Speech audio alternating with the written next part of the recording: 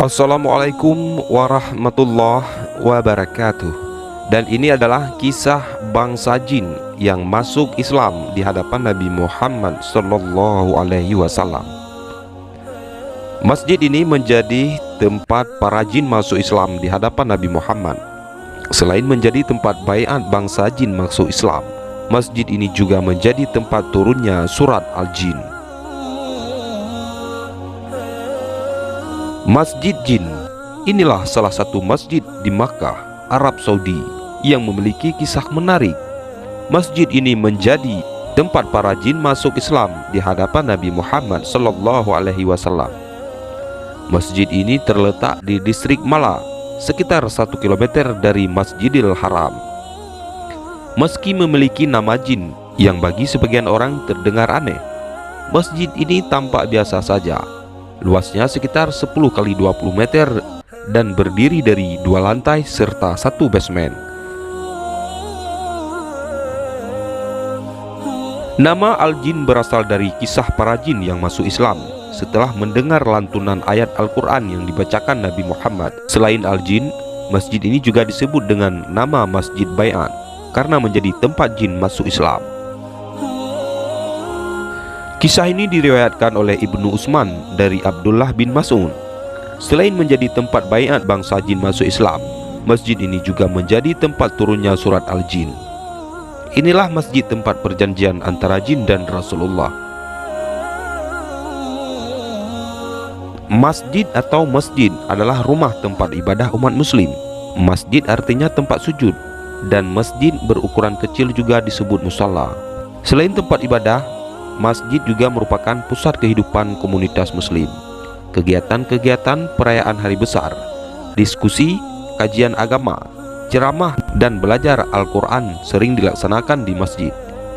Bahkan dalam sejarah Islam, masjid turut memegang peranan dalam aktivitas sosial kemasyarakatan. Nah, pada kali ini kita akan membahas masjid salah satu kota suci Makkah Al-Mukarramah yang mempunyai nama unik, yaitu Masjid Jin. Masjid yang terletak dari arah Masjidil Haram menuju pemakaman Ma'la itu diberi nama Jin, bukan karena didirikan oleh para jin, melainkan tempat beberapa jin menyatakan beriman dan mengucap kalimat syahadat di hadapan Rasulullah. Masjid ini juga disebut sebagai Masjid Al-Bai'ah karena para jin telah membuat bai'ah atau perjanjian kepada Rasulullah untuk beriman dan menjalankan ajaran Rasulullah. Selain itu, Masjid Jin juga menjadi saksi bisu atas turunnya wahyu Allah kepada Rasulullah, yaitu berupa surat Al-Jin.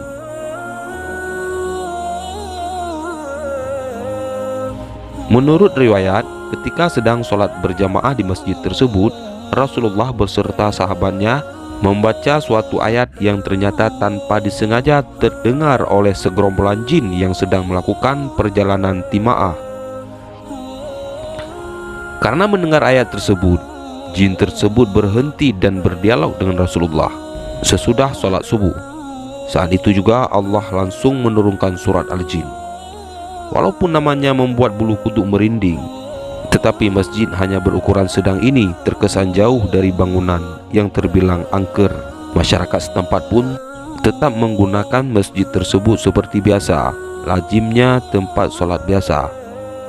Nah, bagaimana? Apakah Anda tertarik untuk mengunjungi masjid yang bersejarah ini?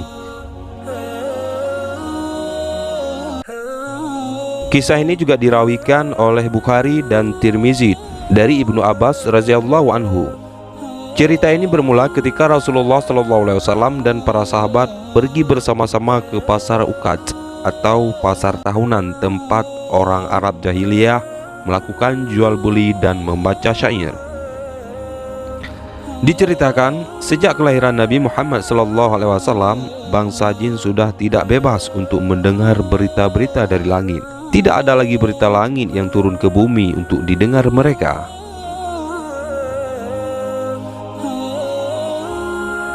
Setiap kali bangsa jin hendak mencuri dengar berita dari langit, turunlah meteor atau batu pecahan bintang yang melayang dengan cepat di udara. Menurut keterangan hadis, meteor tersebut merupakan semacam panah Allah yang memang dipanahkan pada bangsa jin saat mencuri dengar berita langit. Saat Rasulullah Shallallahu Alaihi Wasallam dan para sahabat pergi ke pasar Uqadz, mereka melihat meteor melayang di udara. Dengan kata lain, ada bangsa jin yang terkena panah. Hal ini pun mengacaukan kondisi para jin dan membuat mereka bertanya-tanya apa yang terjadi. Pimpinan dari bangsa jin pun menyuruh anak buahnya untuk menyelidiki ke seluruh permukaan bumi di bagian timur dan barat. Hingga salah seorang anak buah dari bangsa jin tersebut sampai di lembah Tihama. Beberapa saat setelahnya, anak buah jin tersebut sampai di sebuah perkebunan kurma dan melihat rombongan Rasulullah Shallallahu Alaihi Wasallam dengan para sahabat. Didapatinya Rasulullah sedang melakukan sholat subuh diikuti oleh sahabat-sahabatnya. Beliau membaca Al-Quran dengan jahar. Para anak buah dari bangsa jin tersebut pun menyimak bacaan Al-Quran tersebut dengan seksama. Mereka mengaku takjub dan tercengang kala mendengarnya. Kami telah mendengar Al-Quran, sungguh menakjubkan sekali kandungannya. Dia memberi petunjuk kepada jalan yang bijaksana, jalan yang cerdik dan benar. Karena telah percaya akan isi Al-Quran itu, dan mulai sekarang tidak mau mempersekutukan Allah kami dengan yang lain sesuatu pun, dengan yang lain sesatu juga pun.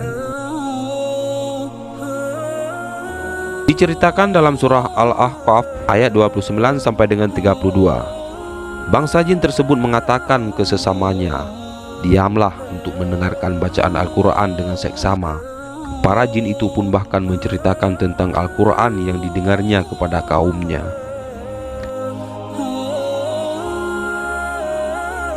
Berikut arti dari ayat Al-Ahqaf ayat 29 sampai dengan 32, yang artinya, "Ingatlah ketika kami hadapkan kepadamu Nabi Muhammad sekelompok jin yang mendengarkan bacaan Al-Quran.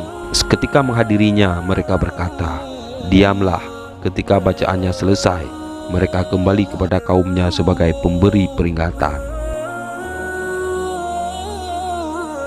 Mereka berkata, 'Wahai kaum kami, sesungguhnya kami telah mendengarkan kitab Al-Quran yang diturunkan setelah Musa sebagai pembenar kitab-kitab yang datang sebelumnya, yang menunjukkan pada kebenaran dan yang membimbing ke jalan yang lurus. Wahai kaum kami, penuhilah seruan Nabi Muhammad yang mengajak pada agama Allah dan berimanlah kepadanya. Niscaya dia akan mengampuni sebagian dosa-dosamu dan menyelamatkanmu dari azab yang pedih. Siapa yang tidak memenuhi seruan Nabi Muhammad yang mengajak pada agama Allah, tidak kuasa melepaskan diri dari sisa Allah di bumi, dan tidak ada para pelindung baginya selain Allah. Mereka itu berada dalam kesesatan yang nyata." Wallahu a'lam bishawab. Wassalamualaikum warahmatullahi wabarakatuh.